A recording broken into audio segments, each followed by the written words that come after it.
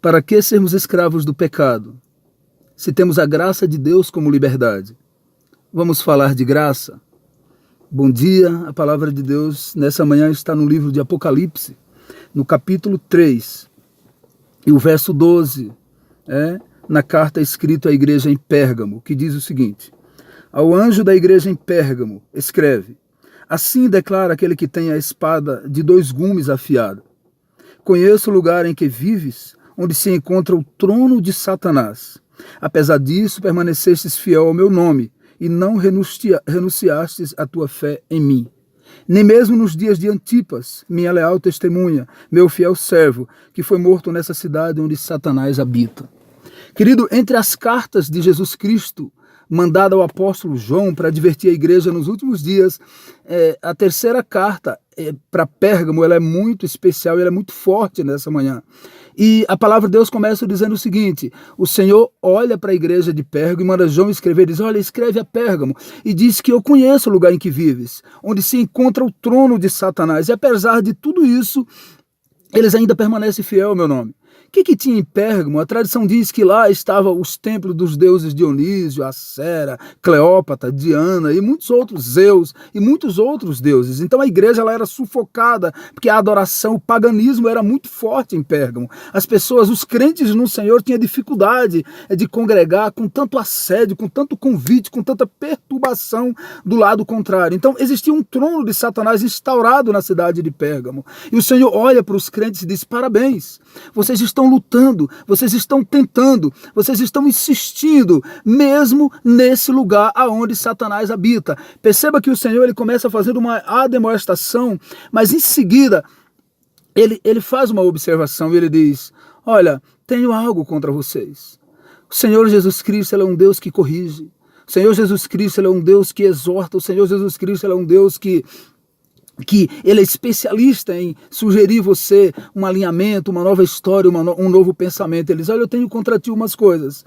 Há alguns dentro da igreja de Pérgamo que não estão sendo seduzidos pelos deuses aí, que não estão atraídos pelos deuses pagãos, mas mantém uma doutrina infeliz dentro da igreja. O Senhor também parabeniza Pérgamo, porque eles viram Antipas. Segundo a tradição, Antipas foi o primeiro mártir a ser morto por amor a Jesus Cristo na Ásia. Sabe como que mataram Antipas? Colocaram um caldeirão de azeite fervente e cozinharam vivo o servo do Senhor. Mesmo diante de tudo isso, os crentes ainda continuaram seguindo, não se intimidaram com a opressão de Satanás, acreditavam que o Senhor era com eles, mas o Senhor olha e diz: parabéns por tudo isso, mas eu preciso dizer que há crente dentro da igreja que está vivendo a doutrina de Balaão e a doutrina dos nicolaítas. Quem que era Balaão, queridos? Balaão era um profeta que foi vendido. Perceba que Balaão ele servia ao Senhor, mas ele também servia ao dinheiro.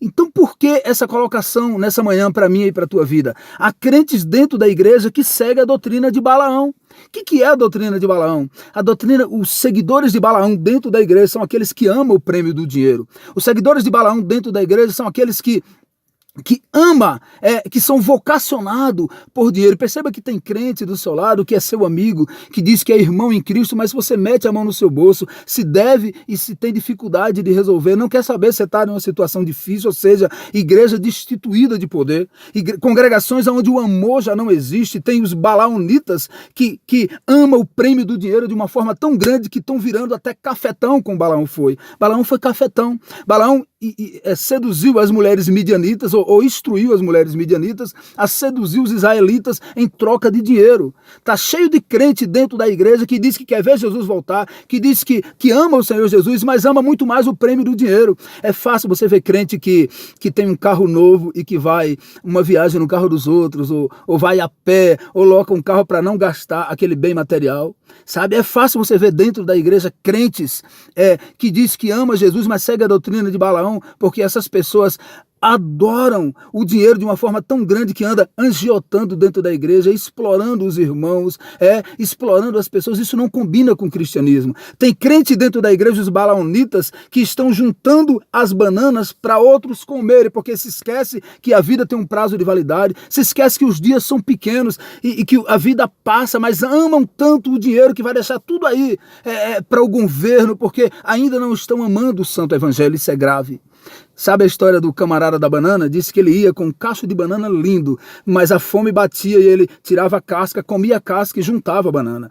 E foi no caminho todo, e dias, mas ele queria a banana, ele tinha um projeto para a banana, mas só comia a casca. E ele ficou fraco, morreu no meio do caminho. Passou um outro perambulando que não tinha compromisso com nada, deixou a banana toda descascada e comeu.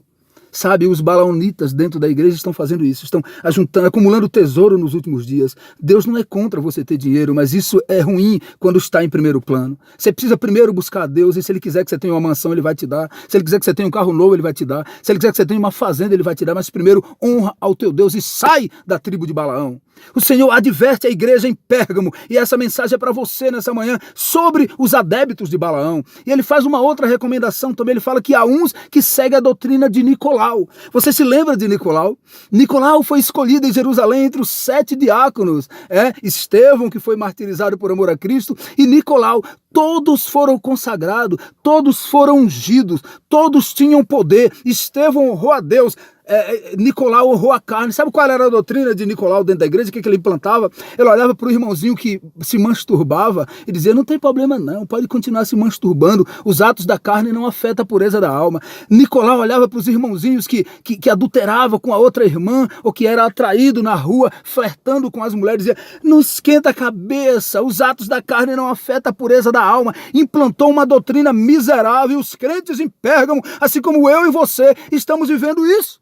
Dentro da igreja hoje do século XXI, há muitos nicolaítas, irmãs cheias de espírito de pombagira, que colocam uma calça rachada, uma blusa decotada, tomara que caia, sai no meio da sociedade, levando homens a pecarem, sendo instrumento de Satanás, com roupa de prostituta, e no sábado, no domingo e nas quartas-feiras estão dentro da igreja dizendo: aleluia, Deus é bom, quando na verdade não estão convertidas.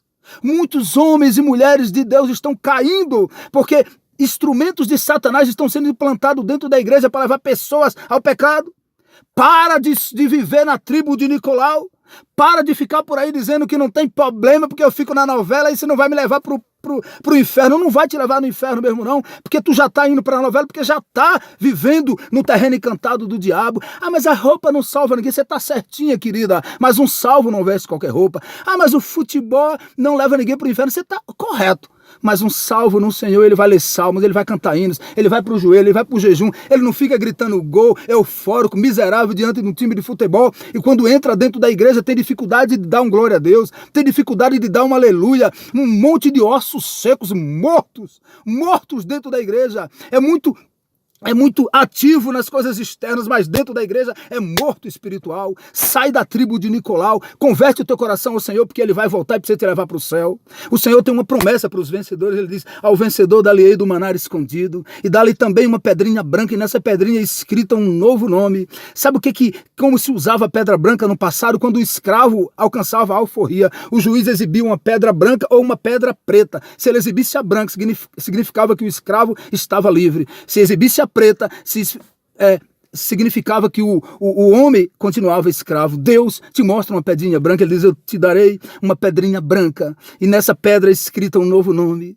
Sabe, queridos, uma pedra branca era usada também na sociedade do passado. As pessoas visitavam a casa de outras, e ao visitante ir embora, o dono da casa pegava uma pedra branca, quebrava no meio, dava metade para o visitante, e ele dizia o seguinte: se algum dia você ou algum parente seu vier nessas redondezas, peça que traga essa pedrinha branca. Ao chegar na minha casa, encaixaremos a minha metade na outra metade. Ele será bem recebido em minha casa. A pedra branca É um sinal que Jesus diz que você terá um lugar na sua mesa. A pedra branca é um convite de Jesus Cristo, a premiação para aqueles que alcançarem e que cearem, que receberem a colação de grau na cidade celestial. Nós temos uma vida com prazo de validade, os dias se passam igual um rio correndo e nós acabamos. Não tem mais lugar para nicolaítas, não tem mais lugar para balaonitas, não tem mais lugar para carnalidade. Precisamos se converter, precisamos olhar para Jesus, precisamos parar de ser conhecidos aí como a igreja da lei e sermos conhecidos como a igreja do amor, a igreja que ama, a igreja que perdoa, a igreja que dissimula, a igreja que anda a segunda milha, a igreja que acolhe, a igreja que recebe.